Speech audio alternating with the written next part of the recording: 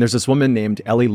She's 42 years old, and she decided enough is enough, it's time for me to die. Her background was she was brilliant. She went to an Ivy League school. She had her PhD by 18, hyper successful woman, crazy salary, but she came down with this mysterious illness. Every time she would go to the doctors would run a battery of tests and say, oh, you're low on this vitamin, you need more sunlight. It started affecting her career. And then she got this horrible divorce with her husband. And so she's raising her kids on her own. She's got this chronic illness and it's getting worse. By this point, her kids have moved out of the house. And so she hired an end-of-life care person. And so she goes to this little Airbnb in this random town. She's met up with her end-of-life care person. And so they leave this house. It's a beautiful sunny day. And she's holding on to her end-of-life care person. And for a second, she stops and just stares out at this field. And she's taken with just how beautiful it is. But as she's staring at this field, she begins to hear a buzzing sound, and she looks above her and she sees there's an African killer bee that came down and began stinging her. And she's practically immobile. And at the same time, she's like screaming. Her end-of-life care person just turns and starts running, left her on the side of the road. She can't even walk. And this was not just one bee. There was a whole horde